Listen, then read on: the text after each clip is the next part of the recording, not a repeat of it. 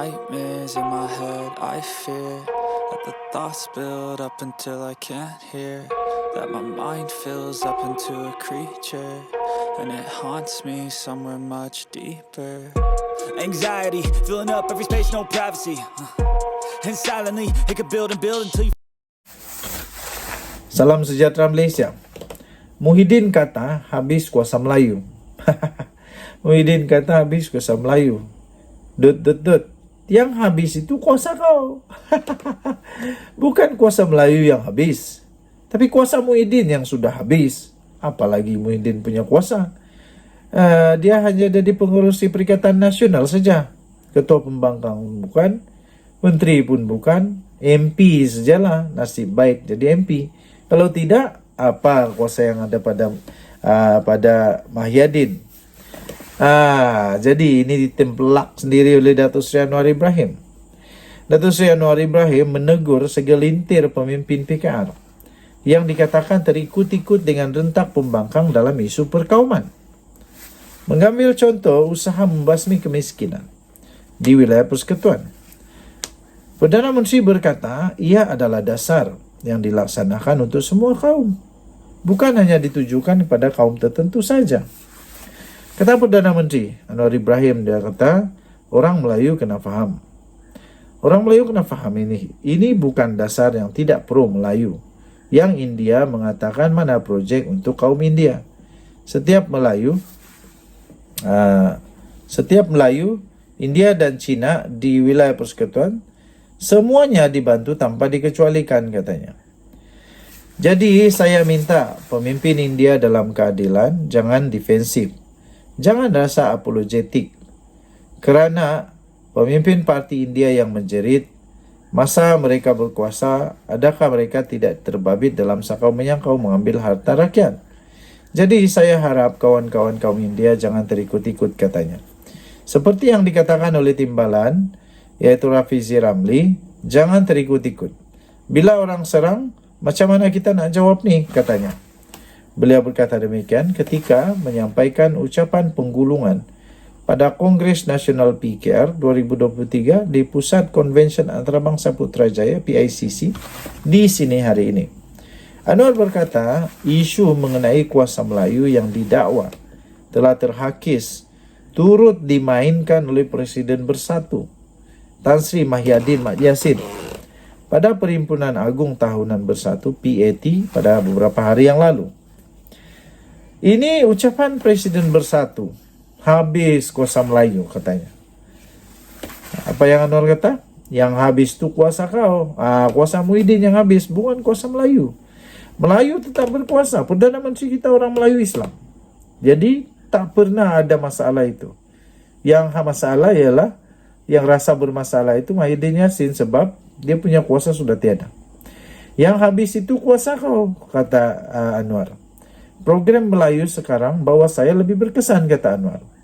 Lebih banyak dan tahun depan kita ada Kongres Bumi Putra untuk mendengar supaya ada analisa yang betul, katanya. Perdana Menteri yang juga adalah Presiden PKR, Datuk Seri Anwar Ibrahim, tampil menyampaikan ucapan penggulungan dan penangguhan pada Kongres Nasional Parti Keadilan Rakyat 2023 di Pusat Konvensyen Antarabangsa Putrajaya PICC hari ini, yaitu pada 26 November yang lalu. Pening, semakin banyak bikin pening nih. Saya harap lah.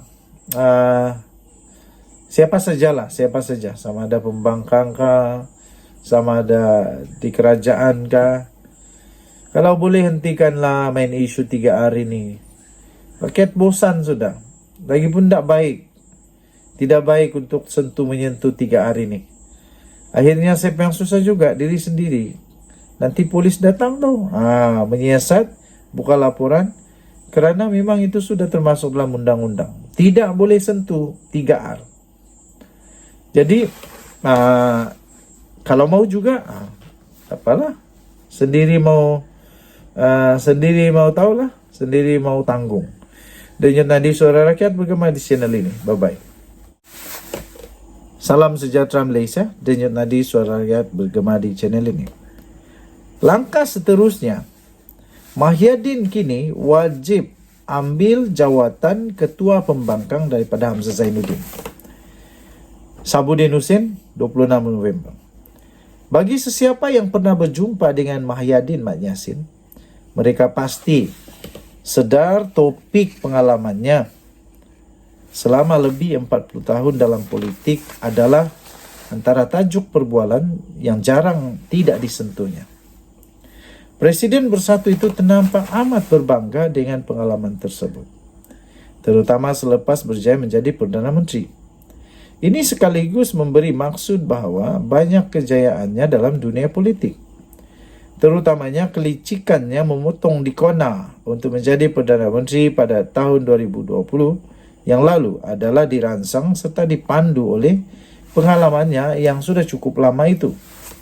Setelah gagal bertahan lebih di singgasana kuasa dan kemudian gagal juga untuk menjadi Perdana Menteri buat kali kedua selepas PRU15 lalu, Mahyadin Mat Yassin dalam sejak akhir-akhir ini berdepan satu lagi cabaran untuk cuba diketepikan daripada mengetuai parti yang sedang diterajuinya.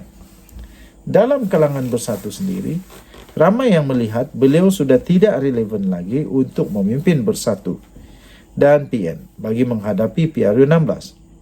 Bukan saja disebabkan oleh beberapa kegagalannya kebelakangan ini, malah ditambah pula dengan kes mahkamah yang sedang dihadapinya.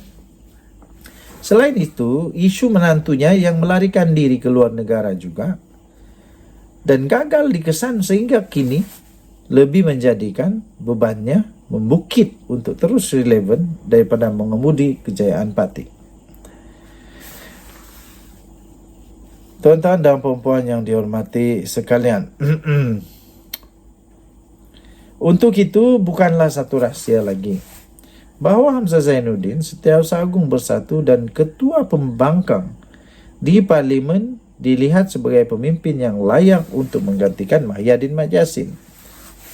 Mahyadin sendiri dilihat sedar hakikat itu di mana beberapa hari sebelum Perhimpunan Agung tahunan diadakan oleh Bersatu, beliau sendiri membayangkan kesediaan untuk berundur. Cuma mahukan proses peralihan harus dilakukan dengan lancar. Dalam ucapan perasmian Perhimpunan Tahun bagi parti pada Jumaat lalu, Mahyadin akhirnya membuat pengumuman tidak akan lagi pula mempertahankan lagi jawatannya. Ramai yang melihat pengumuman itu dibuatnya kerana sedar beliau sedang berada di laluan yang sempit untuk marah ke hadapan. Terbukti akhirnya pengumuman itu hanyalah taktik dan strategi untuk memancing hati perwakilan. Sudah tentu disertai gerakan yang susun secara diam-diam melalui ucapan perwakilan, mesyuarat khas secara tergempar dan seterusnya keputusan Perhimpunan Agung yang membuat ketetapan menolak keinginan Mahyadin untuk berundur itu. Sebagaimana diduga, Mahyadin sudahnya akur untuk tidak berundur. Sebaliknya setuju mempertahankan lagi jawatannya pada pemilihan parti tahun depan.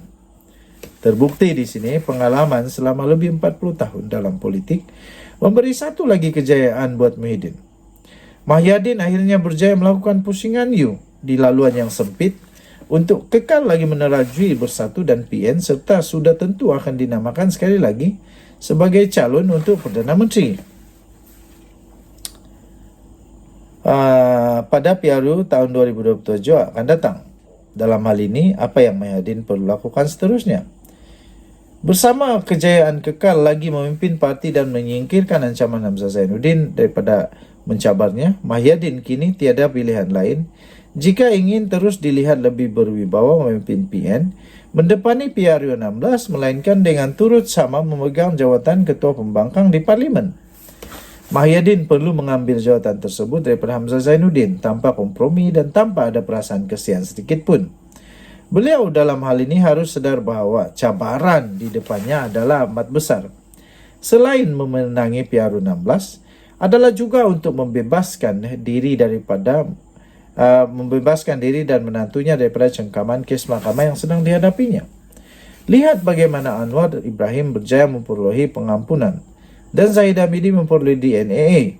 Semuanya adalah melalui kuasa politik dan kerajaan. Kejayaan berada sebagai sebahagian daripada kerajaan. Maka untuk PRU16 akan datang, Mahyadin harus merangkum semua kekuatan yang ada di sekelilingnya untuk memperoleh kuasa dan matlamat membebaskan diri. Hanya dengan menambah jawatan ketua pembangkang dalam koleksi dirinya saja dapat dilihat mampu memberi lebih kekuatan ke arah matlamat itu. Lagipun, dengan terus membiarkan jawatan ketua pembangkang dipegang Hamzah Zainuddin, hodohnya PN di mata rakyat ialah gabungan itu seolah-olah ada dua nahkoda dalam kapal yang sama.